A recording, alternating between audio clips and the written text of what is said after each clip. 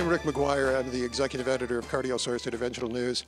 And I'm with Cezar Iliescu, and we're from MD Anderson Cancer Center, a place that has a new Cath lab, correct? It's true, Rick. So we have the first Cath lab in a cancer center in the world. And the reason is, looking backwards, we call this a double jeopardy. All our patients smoke, don't exercise, a little bit overweight. So they get the basically two penalties. One is the cancer and the other one is the heart disease. And unfortunately, in all our cardiovascular trials, we've excluded all the cancer patients. So there's no know-how of how to treat these patients. And on the other hand, on the oncology side, all our patients are excluded from their trials as well because of the cardiovascular disease. And chronic thrombocytopenia is a challenge, but some of these people, that's becoming pretty much their life. So if you're going to avoid interventions, these patients have got a real problem. You're absolutely right. You're absolutely right. We have a new subgroup of patients, of cancer survivors, young folks in the 40s, 50s, surviving leukemia, lymphomas, predominantly hematological malignancies, and they basically present with a non-ST elevation, ST elevation myocardial infarction with baseline chronic thrombocytopenias in the 30s, 40s. But those platelets, actually, they work really well. Why? Why do they have chronic thrombocytopenia? It's from chemotherapy, radiation to the bone marrow with myelosuppression. And it's going to be there forever. So these patients, they're not going to be treated for cardiovascular disease forever. And they're going to basically, we're going to see the natural history of myocardial infarction now in the 21st century.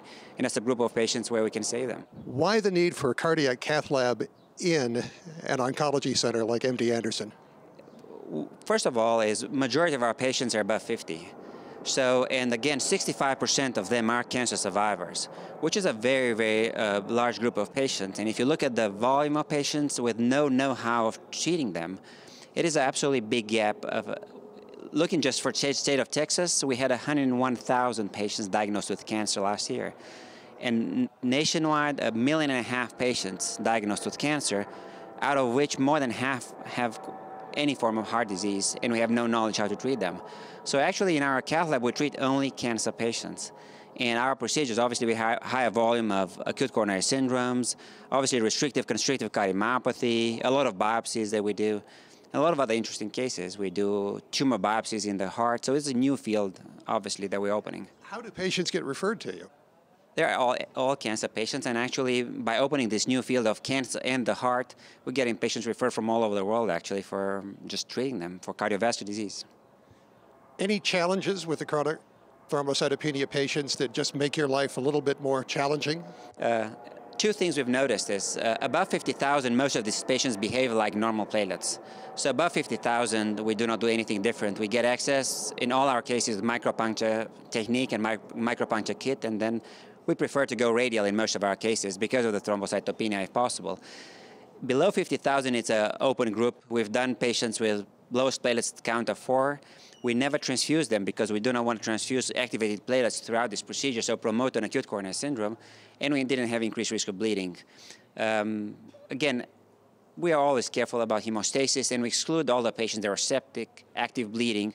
So all these patients who have thrombocytopenia, it's a mark of severity actually, and not really a chronic thrombocytopenia. So we have this acute and the chronic thrombocytopenia. Our patients are chronic thrombocytopenic, so with a baseline low platelets.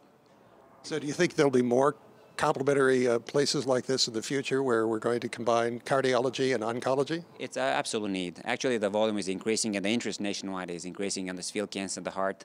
We had already 2 meetings and the participation is really unbelievable, just because all these patients are, vast majority of them actually are cancer survivors. So it's absolute need for knowledge in this field, cancer and the heart.